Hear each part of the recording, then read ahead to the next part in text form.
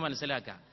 പിന്നെ കഴുത്തിലൊരു വടം കെട്ടിയിട്ട് തൂക്കും. അപ്പോൾ ചെയ്യേണ്ടി വന്നാൽ ചെയ്യണം. അപ്പം നിങ്ങളും ചെയ്തോ, ഞാനതിനൊന്നും എതിരല്ലേ. ഇപ്പൊ ഈ ഓരോ രാജ്യത്ത് ചെന്നാൽ ഇപ്പോൾ വേഷമൊക്കെ വളരെ ആവശ്യമാണ്. ഇതിനൊന്നും നമുക്ക് വേണ്ടാന്ന് പറയാൻ സാധിക്കില്ല. കാരണം നിങ്ങൾ നാട്ടിലേക്ക് വരുമ്പോൾ കരിപ്പൂരിലോ നെടുമ്പാശ്ശേരിയിലോ ഒരു തുണിയും കുപ്പായും ഇട്ടിട്ടാണ് നിങ്ങൾ വന്നതെങ്കിൽ ഒരു പക്ഷേ നിങ്ങളെ നിർത്തി പൊരിച്ചു എന്ന് വരും. നിങ്ങൾക്ക് കോട്ടും പാൻറ്റും സൂട്ടും ഒക്കെ ഉണ്ടെങ്കിൽ നിങ്ങളെ ക്ലീനായി ഉദ്യോഗസ്ഥൻ പറഞ്ഞയച്ചു എന്ന് വരും. നമ്മുടെ നാട്ടിലും ഈ രോഗം നിലനിൽക്കുമ്പോൾ ഞങ്ങൾ കോളേജ് പഠിച്ചിരുന്ന കാലത്തൊരു സംഗതി ഉണ്ടായിരുന്നു. കാലിക്കറ്റ് യൂണിവേഴ്സിറ്റിയിലെ പരീക്ഷാഭവനിലേക്ക് പോകുമ്പോൾ പരീക്ഷാഭവനിലേക്ക് കയറിപ്പോകുന്നിടത്ത് ഒരു വാച്ച്മാൻ ഇരിക്കുന്നുണ്ട്. സ്റ്റുഡൻസിനെ പരീക്ഷാഭവനിലേക്ക് വിടൂല, വളരെ സ്ട്രിക്റ്റാണ്. അന്നും ഇന്നും അങ്ങനെ തന്നെയെന്ന് കുട്ടികൾ പറയാറുണ്ട്. മുണ്ടെടുത്തിട്ടാണ് നമ്മളൊക്കെ അന്നും കോളേജിലും കുറേയൊക്കെ നടന്നത്. പക്ഷെ മുണ്ടെടുത്ത വിദ്യാർത്ഥിയാ പോകുന്നെങ്കിൽ പിടിച്ചു വെക്കും. പാൻറ് ഇട്ടാ പോകണമെങ്കിൽ ഇയാൾ ഇങ്ങനെ നോക്കിക്കും, ആരും തടയൂല. ഇങ്ങനെ ചില സംഗതികളുണ്ട്, മനുഷ്യന്റെ വേഷത്തിലുണ്ട്. പക്ഷെ ഇതൊക്കെ ഓരോ നാട്ടിലെ പ്രത്യേകതകളായിട്ട് വന്നിട്ടുള്ളതാണ്. ഇസ്ലാം അതുകൊണ്ട് ഈ കാര്യങ്ങളിലൊക്കെ ചെലുത്തിയത് വിശാലമായ സമീപനമാണ്.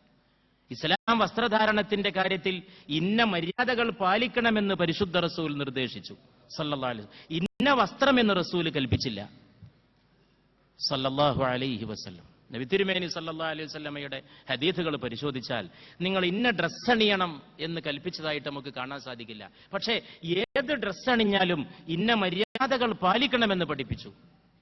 അത് വളരെ കരുതലോടുകൂടി ശ്രദ്ധിക്കേണ്ട കാര്യമാണ്.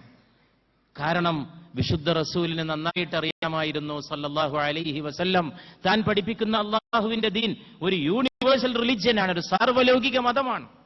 ഒരു സാർവലൗകിക മതം ഭൂമിയുടെ എല്ലാ മേഖലകളിലേക്കുമുള്ളതാണ്, എല്ലാ പ്രദേശങ്ങളിലേക്കുമുള്ളതാണ്. ഭൂമിയുടെ സകല പ്രദേശങ്ങളിലേക്കും ഉള്ള ഒരു ദീൻ, അതിന്റെ അനുയായികളോട് ഇന്ന വസ്ത്രധാരണം എന്ന് കൽപ്പിക്കുന്നത് ശരിയല്ല എന്ന് റസൂലുള്ളാഹി സ്വല്ലല്ലാഹു അലൈഹി വസല്ലമക്ക് അറിയാമായിരുന്നു. പക്ഷെ ധാരാളം നിർദ്ദേശങ്ങളുണ്ട്. പുണ്യനബിയുടെ വേഷം തന്നെയുണ്ട് സല്ലല്ലാഹു അലൈഹി വസല്ലം. ായിട്ട് അനുകരിക്കേണ്ടതായിട്ടുള്ള ധാരാളം കാര്യങ്ങളുമുണ്ട്. പക്ഷേ നിങ്ങൾ ഇന്നതണിയണം എന്ന രീതിയിലുള്ള ഒരു പ്രത്യേകമായിട്ടുള്ള ഒരു ഡ്രസ് കോഡ്, ഒരു വസ്ത്രധാരണത്തിന്റെ രീതി പ്രത്യേകം നിഷ്കർഷിച്ചതായിട്ട് നമുക്ക് കാണാൻ സാധിക്കില്ല. ഇതിനൊക്കെ അപ്പുറത്താണ്, മനുഷ്യന്റെ വേഷഭൂഷാദികൾക്കും എല്ലാം അപ്പുറത്താണ് സംസ്കാരം എന്ന് പറയുന്നത്. ആ സംസ്കാരത്തെ ഹൃദയത്തിൽ സൂക്ഷിച്ചുകൊണ്ടാണ് മനുഷ്യൻ മുന്നോട്ട് പോകേണ്ടത്. സ്വഭാവത്തിൽ നിന്നാണ് സംസ്കാരം ഉണ്ടാകുന്നത്. സംസ്കാരം എന്ന് പറയുന്നത് ഒരാളുടെ ഹൃദയത്തിൽ വിരിയുന്ന പുഷ്പമാണ്. അതിന്റെ സുഗന്ധത്തിലാണ് ആ വ്യക്തി ജീവിക്കുന്നത്. ആ സംസ്കാരത്തിലുള്ള പൈതൃകങ്ങളെ, അതിന്റെ പാരമ്പര്യങ്ങളെ എങ്ങനെ ഉൾക്കൊള്ളണമെന്നുള്ളതാണ് നമ്മുടെ മുമ്പിലുള്ള പാഠം.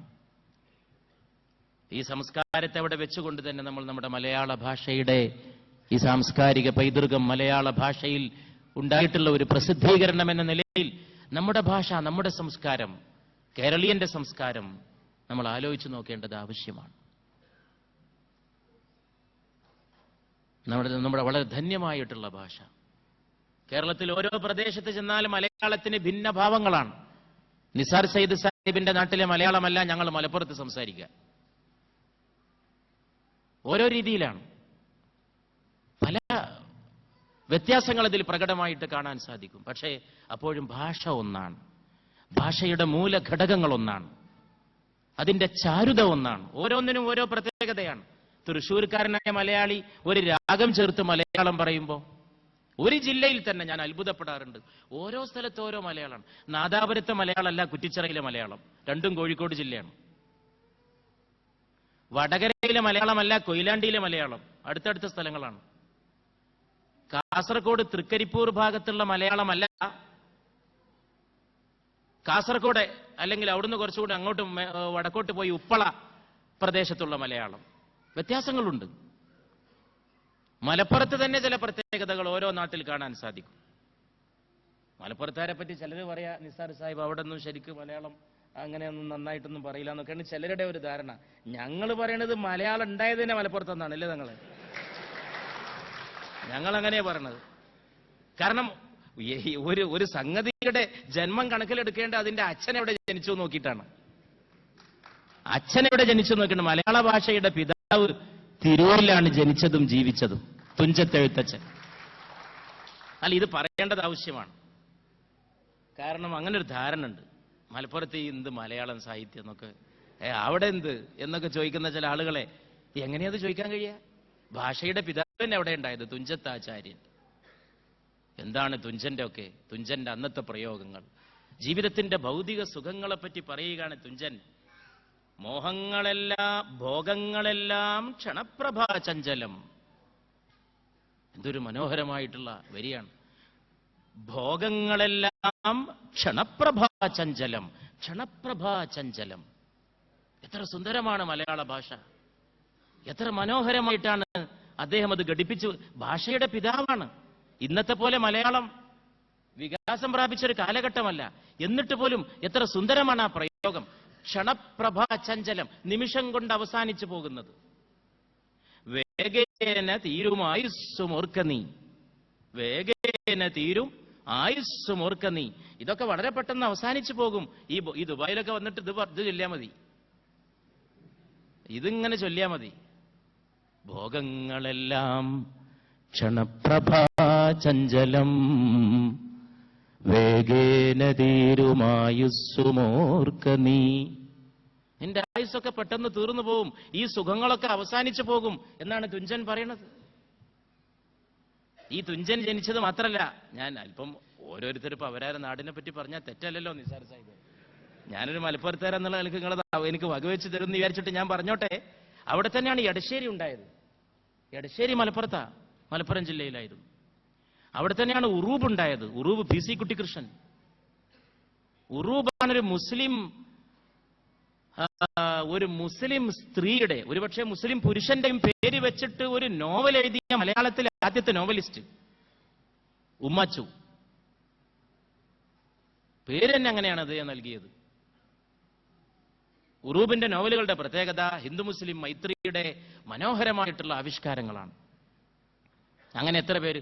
വള്ളത്തോൾ നാരായണ മേനോനും മലപ്പുറത്തുകാരനാണ്, പലർക്കും അറിഞ്ഞൂടാ.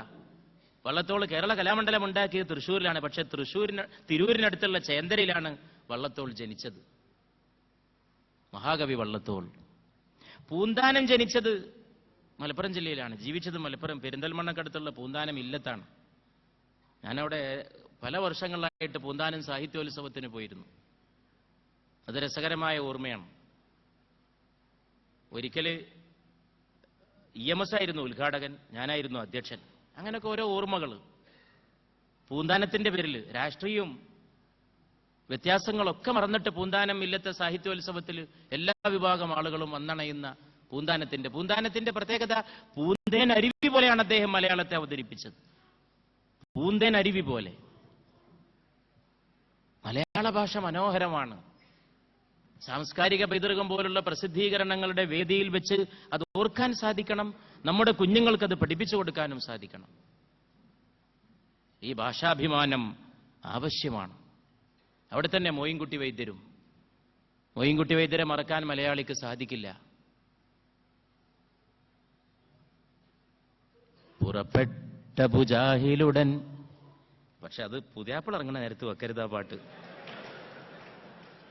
അങ്ങനെ അപേക്ഷ മാത്രമേ എനിക്കുള്ളൂ. പല സ്ഥലത്തും ചെല്ലുമ്പോൾ ആ റിക്കാർഡ് കണക്കാക്കിയിട്ട് കുപ്പായിട്ടാണ്ട് ഇറങ്ങണ നേരത്ത് ലിബാസ് ചമഞ്ഞൊക്കെ